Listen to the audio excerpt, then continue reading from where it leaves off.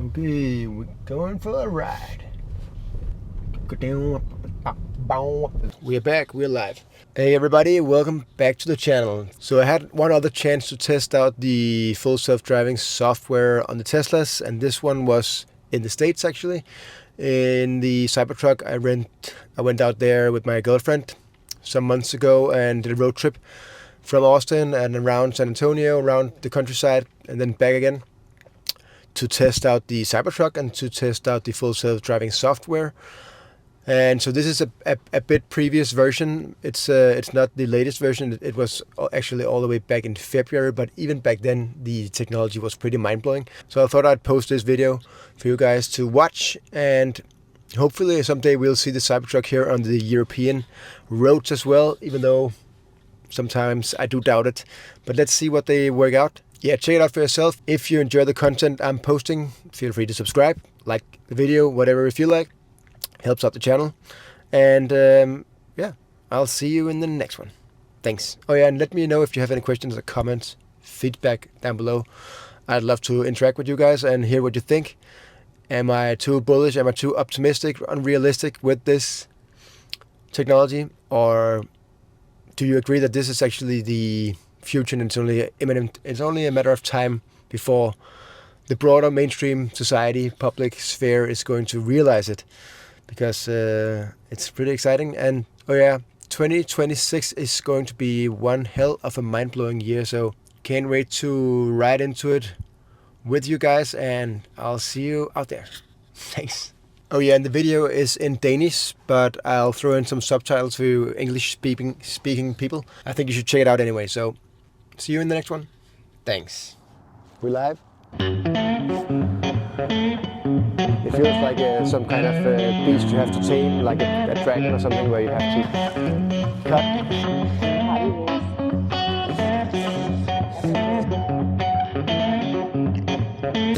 Den nye Tesla Cybertruck. Vi befinder os lidt ude for Austin, lige ved siden af Mansfield Dam, som er et eksempel på, hvordan mennesket er i stand til med kreativ ingeniørkundskab og orme natur nyt, som vi har behov for, sådan så vi kan skabe udvikling, skabe forandring og skabe ny værdi til samfundet. Og et andet eksempel på det er den her fantastiske bil, Tesla Cybertruck, som jeg i dag vil fortælle lidt om vores oplevelse af. Vi har kørt rundt i den i 2 dage nu, i og omkring Austin, for at lære den at kende, og det har været lidt af en rejse. Lad os kigge på det. Cybertrucken er vanvittigt rummelig. Vi har god plads med vores kæmpe store fladskærm her i midten. Gode styrefaciliteter. Roden den er lige så lang som lang linje. Det er lidt svært at gennemskue, hvor den ender og slutter, men det lærer man ret hurtigt at kende, for den er udstyret med kamera hele vejen rundt, så man kan lynhurtigt følge med i præcis de forskellige kameraer, hvad de filmer og optager her. Og det er jo en af de ret essentielle detaljer, som vi skal huske at have med, når vi snakker om Tesla, fordi at Tesla er dem, der er by far længst i forhold til at udvikle teknologi, der kan få bilen til at køre af sig selv. Og det, der gør Tesla teknologi unik i forhold til at køre selv, det er, at den er baseret udelukkende på kameraer rundt omkring på bilen. Og ikke lidar og radar og sonar og pismer i øret af sensorer, som konkurrenterne de forsøger at udvikle teknologien med.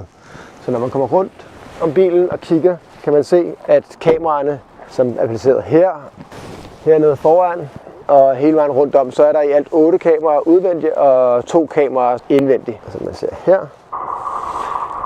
Så hver gang at bilen den låser, hvilket den gør sig selv, når man har været ude af den 30 sekunder, så spiller den en lyd, som man kan customize. Og ejeren af den her Tesla Cybertruck har valgt at putte en klapsalve ind som den tilvalgte lyd, så man får en lille selvtillidsboost hver gang man går på bilen. Det er dejligt. Og som sagt, full self-driving, som er lige så meget årsagen til, at vi tog herover for at teste produktet, er næsten lige ved at være klar til at være 100% brugbar på gaderne. Så man skal stadig være tilstedeværende, og man skal kunne tage fat i rattet, hvis det bliver nødvendigt.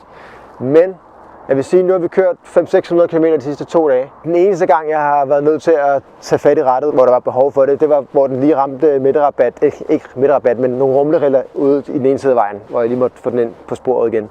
Men ellers har den kørt igennem alskens trafik og terræn og tumult igennem Austins gader og omegn. Lad os prøve at kigge indenfor i bilen, fordi herom bagved der er forskellige ting, man kan fremhæve. Jeg synes for eksempel, at det roder helvedes. Det er jo det første, man vil lægge mærke til. Vi kan nok godt være lidt bedre til at organisere vores ting, men det er sådan en anden. Det er så en anden ting, ikke? Vi gør det sådan her. Jeg sætter mig ind. Herinde, der sidder man dejligt i hvert fald. Det er det første. Og man har fantastisk udsigt til stjernerne, til himlen, igennem glastaget her, som går hele vejen frem og hele vejen tilbage. Super lækkert. Er man en familie med et par små børn, der sidder på bagsædet og godt kan lide at køre på nogle ture, så har man altså indbygget skærm her, hvor man kan køre YouTube, man kan køre Netflix, og lyst til, der er sågar også alle mulige spændende, sjove spil. Og jeg har et par nevøer, når de har for meget krudt i røven, deres mødre ikke helt kan overskue, hvad de gør med dem, så ved at de elsker at sætte dem ud i Teslaen, fordi at hvis der er noget, børn de elsker, så er det at sidde i deres forældres Tesla og hygge sig. Så det er en kæmpe upside. Og en anden ting, de her døre er også ret fantastiske, fordi at der er en vanvittig god indstilling, så hvis man enten er ældre eller dårligt gående, er det meget nemt at komme ind og ud, og man kan have masser af bagage ind og ud ret nemt. Så det fungerer også godt. Og her har vi ladet. Amerikanerne kalder den tonneau. Jeg går ud fra det fra fransk, jeg ved ikke. Er det ikke tailgate? Nej, det er tailgate, ikke? Den her, der kører frem og tilbage, hvis du kan se. Det er tonneau. Så her kan man jo, hvis man skulle være en type, der godt kunne lide at kaste rundt med tunge ting i forbindelse med noget havearbejde, eller hvad fanden ved jeg, så er der gode muligheder her. Jeg har ikke været oppe i den endnu, men en god sommernat kunne man jo godt have madras liggende her, og så åbne op, og så kigge op i stjernerne, mens man sover stille ind. Det er en anden mulighed. Man kan være kreativ. Når jeg skal have sådan en her, så glæder jeg mig til at bruge den til at lave lidt forskellige havearbejder og lignende med. Det bliver fedt. Det har man ikke rigtig kunnet i de andre Tesla'er. Sådan der. Og det er jo lige før, at jeg kan lægge udstræk. Desværre er jeg nødt til at lægge lidt på skrå her. Men jeg har sådan en lang ærne, så der er gode muligheder. Her der sidder man sgu meget godt. Man får lyst til at tage i drive-in bio, kan I huske det? Hvor man bakker op, og så kan man have madras her og puder her, så kan man ligge og se skærmen der. Det er faktisk det tror jeg vi gør. Fedt. Det kan godt være, at der er nogen, der synes, at det er lidt underligt, at Tesla har lavet den her Cybertruck, den her form, som de har. For den er lidt kantet og lidt aggressiv i sit look.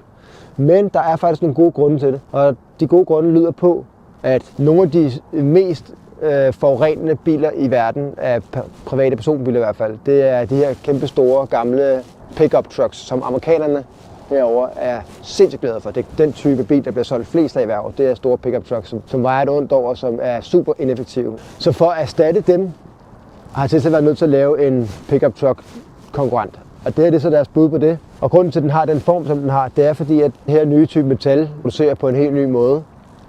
Så har de formået at få prisen på at producere hver Cybertruck så langt ned, så den kan konkurrere med eksisterende pickup trucks, samtidig med, at den er meget mere hårdfør og meget mere stærk i konstruktionen.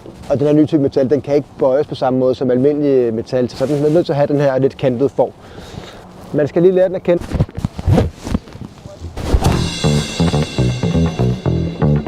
Anden feature, teknik, sådan som vi kan køre helt op. Der vil man gerne have den.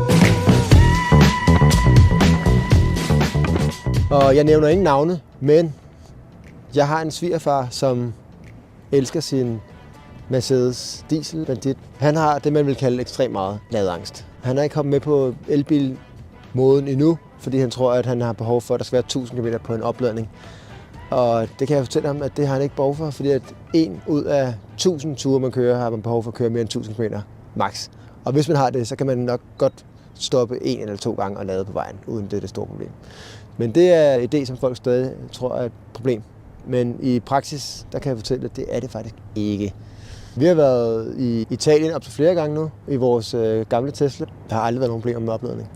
Men her på Cybertrucken, der har vi også fået mere range, end vi er vant til. Så jeg tror, vi er på 600 km på en opladning. Og det fungerer jo så sindssygt smooth, når man har en Tesla, fordi at Tesla har et fantastisk ladenetværk af ladestationer rundt omkring i hele verden. Næsten hele verden. I hvert fald hele Europa og hele USA. Finder der superchargers over det hele, og det kører fuldstændig plug and play. Så du sætter den bare til, og så trækker den automatisk penge fra din account derinde.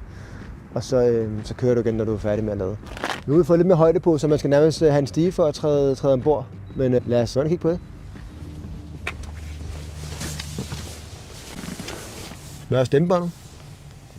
Vi skal have en forårsnart, så vi kan lige tage det sidste take.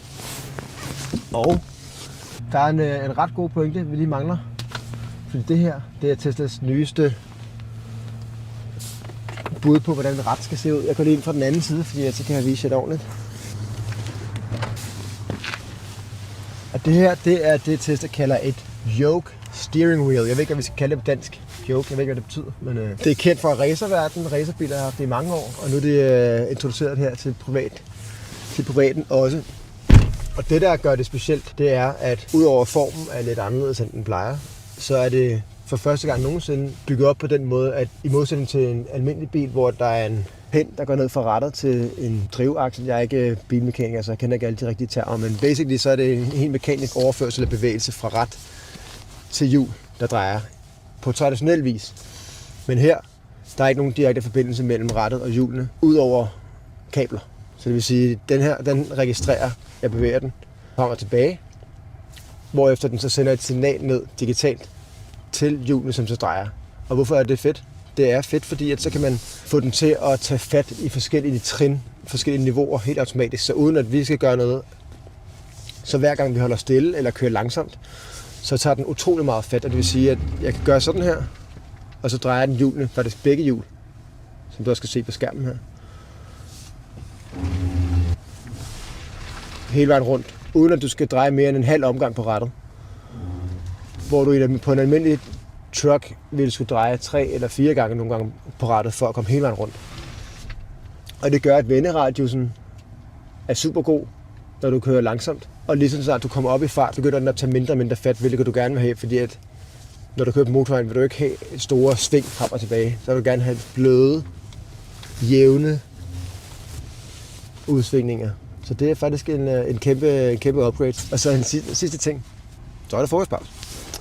Nu har vi sat os ind i bilen og sat den i gang. Vi har sat en destination ind på vores Airbnb. Vi skal overnatte på i aften.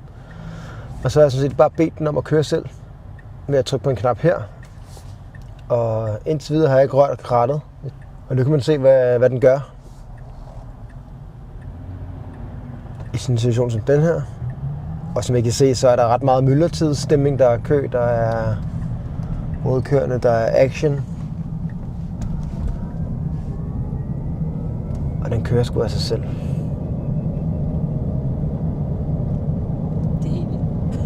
Ja, det er helt vildt. Og den kører faktisk bedre end mig, for det første, men også de fleste, jeg kender. Den har så ikke de der bratte opbremsninger eller accelerationer, som man tit kan komme til, hvis man enten har travlt, eller ikke lige kender til bilens sådan, måde at reagere på. Og den her, den kører bare smooth. Det hele kører fuldstændig lækkert, og det tror man bare glider afsted. Og det er imponerende så hurtigt, man vender sig til, at den kører selv. Det er ikke mange ture, hvor den kører selv, før man begynder at tænke, okay, det føles faktisk nærmest sikrere, at den kører, end at jeg kører. Selvfølgelig skal man stadig holde øje, da der kan være nogle små situationer, men det føles som 99,5% af tiden, der har den styr på det. Og her der bremser den sådan helt roligt i god tid, sådan så at man bare skal... Og som man kan se på skærmen her, som følger med, så kan man se, at den har registreret. Okay. Hvis jeg kigger for længe på skærmen, så beder den mig om at holde øjnene på vejen. Som en sikkerhedsforanstaltning, så vi ikke kommer galt afsted. Men som I kan se på skærmen her, så har den registreret alle bilerne, der kommer modkørende langt væk, lang tid før de overhovedet er noget, vi bør være bange for. Okay, nu kører den så. Her for eksempel, der ville jeg have været i tvivl om, hvilken bane jeg skulle have lagt mig i, men den... Og det kører bare. Det bliver spændende at se lige om lidt, når den kommer ind i Austin, hvor der er lidt mere action. Men det kører bare. Det er mærkeligt, det der med, at man lige pludselig sidder man i en kabine lidt, ligesom hvis man er i et tog, eller når man kan bare nyde udsigten, og man kan bare læne sig tilbage og føle sig som en passager i stedet for. Det giver virkelig en mulighed for at være mere tilstedeværende med dem, man nu kører rundt sammen med. Så det nyder vi meget. Det skal siges, den er overdrevet sjov at køre i, så det er også lidt ærgerligt, at man ikke behøver at køre det selv længere, men man kan jo bare køre, når man har lyst, og så i de 99% af tilfælde, hvor man ikke gider, så kan man få den til at gøre det for en. Det er dejligt. Det er virkelig fremtidens teknologi, og det kan man bare mærke, når man sidder i den. Og det er fantastisk, at man har den her teknologi nu. Der er virkelig mange mennesker, der tror, at det her det er rigtig, rigtig mange år ude i fremtiden. Men det findes nu. Jeg siger nu ikke, nu gør den det igen der, hvor den bare bremser. I god tid. God tid, roligt, og så sætter stille og roligt op i fart. Det er rigtig rart for sådan nogen, som kan blive køresyge som mig. Ja. Det er så rart. Den helt store fordel ved, at bilen den er selvkørende, ligger i, at når den er selvkørende, så kan du lige pludselig have en bil, der kører rundt på vejene hele tiden, som en del af et netværk, lidt ligesom Uber, hvor du kan trykke på appen, bede den om at hente dig, og så kommer der en Tesla kørende til dig, som er selvkørende, og kører dig til din destination, sætter dig af, hvorefter den så samler en ny op bagefter. Det vil sige, at den hele tiden kan være i cirkulation stort set, udover når den lader op. Den enkelte bil kan du bruge måske 3, 4, 5 eller 6 gange så meget som en almindelig bil, fordi den hele tiden er ude og kører folk rundt. Og det betyder, at du... Her der er den måske lidt cautious, men det går. Det betyder, at du i stedet for at producere 5 biler, så kan du nøjes med at producere 1 bil for at dække det samme kørselsbehov. Og så har du sparet 5 gange så mange ressourcer. Og det er det, der er den store upside ved det. Vi sidder lige og lader her på charger-stationen. Tjekker det, vi kalder the frunk ud. The front trunk. The frunk. Kig på det. Og fordi det ikke er en benzinbil med en stor fed benzinmotor, så kan man jo udnytte pladsen her foran til opbevaring eller til hvad man nu har lyst til. Der kan ske ting, jeg sagde her. Der kan lige stå 2 kasser bajer, og så er man ligesom godt kørende, ikke? Skide smart er det.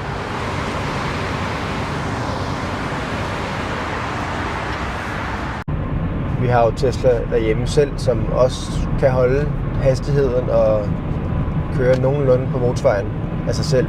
Men det at opleve den nye situation, som vi har her, hvor den kan sammenflette og navigere i alle slags miljøer, gør det meget mere real for en. Nu kan man godt mærke, hvad det er for en måde, den her teknologi den kommer til at transformere store dele af samfundet på. Det er lige før man begynder at få et andet forhold til bilen, som er lidt svært at beskrive, men det føles som om, den har en eller anden, man har ikke lyst til at kalde det sjæl, men der er et eller andet inde bagved her, som tager nogle beslutninger. Og det er mindblowing, for at sige det rent ud. Det gør mig excited om fremtiden. Det gør mig begejstret for, hvor vi er på vej hen.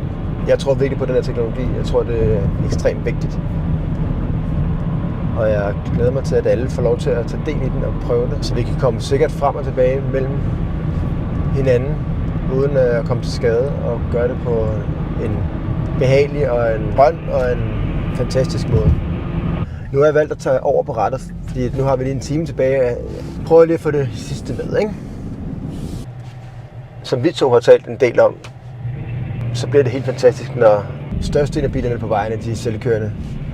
For det begynder virkelig at åbne op for nogle helt andre muligheder for, hvordan man kan designe et byrum, og hvordan man kan udnytte de kvadratmeter, vi har, og gøre godt med særligt i byerne. Og for eksempel her i USA er det slemt, der er gigantiske parkeringspladser og parkeringshus over det hele, til at huse de her millioner af biler, de har. Hvis man har biler, der kan køre sig selv næsten i døgndrift, så kan man nøjes med en bilpark, der måske er en 1/5 af den nuværende bilpark, men stadig dække samme behov af kørsel.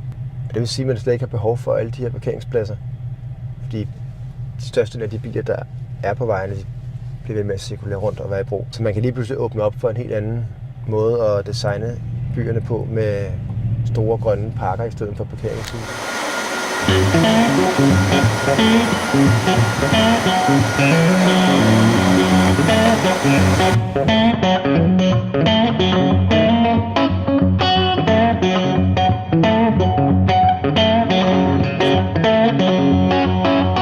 Okay, vi har nu afleveret vores Cybertruck, og Ja, jeg har fået en klipning i mellemtiden. Det trænger sgu lidt. Overordnede tanker omkring vores lille oplevelse med Cybertrucken. Det er eddermame en sindssyg bil, de har formået at skabe inde hos Elon og drengene i Tesla. Jeg elsker vores Model 3 derhjemme. Jeg elskede vores Model X tidligere. Men jeg kan godt se, at Cybertrucken den faktisk befinder sig på sit eget niveau, som er et trin over de tidligere Tesla-modeller. Og hvad er det, der gør forskellen? Med forskellen er, at man kan tydeligt mærke på alle de features og de tilføjelser og den måde, den ligger på vejen, og den måde, den selvfølgelig bruger de her nyeste versioner af Full Self-Driving teknologi. At den kører bedre, den fungerer bedre, den er meget mere helstøbt. Og så kan man godt spørge sig selv, om den ikke er en smule klodset, og særligt til det danske landevej. Men jeg synes egentlig, det er fucking lige meget, hvilken form den har. Som sagt har det ikke valgt den form, for at den skal være æstetisk appellerende, men med mere af praktiske årsager. Og for at få den ned i et prisniveau, hvor de fleste mennesker de kan være med. Så nu bliver det jo spændende, om de europæiske, lidt stringente myndigheder, de tør at tillade den på de danske veje. Den skulle efter sigende være for kantet og for stor, til det er sikkert at køre på de europæiske landeveje med den her Cybertruck. Men man kan godt undre sig lidt over, hvordan det kan hænge sammen, fordi at der kører der utallige store, fede, gamle, irriterende, farlige lastbiler rundt på alle landevejene, som mindst er lige så farlige, hvis du spørger mig. Men nu finder vi selvfølgelig lige en ekstra Cybertruck stående her, og den er jo skide fucking sej. Men den er fandme meget, kan man sige om, men den er i hvert fald ikonisk og skelsættende og polariserende i sit design. Jeg synes, den har nogle gode vinkler, og jeg synes, den har nogle lidt mindre gode vinkler. Her bagfra, der kan den særlig noget. Hvis enden er god, så er alting godt, som man siger. Den har ligesom sin egen plads på vejen. Jeg glæder mig i hvert fald til, at jeg får mulighed for at have min egen hjemme på de danske landeveje. Og tak fordi I så med på det her lille Cybertruck walkthrough.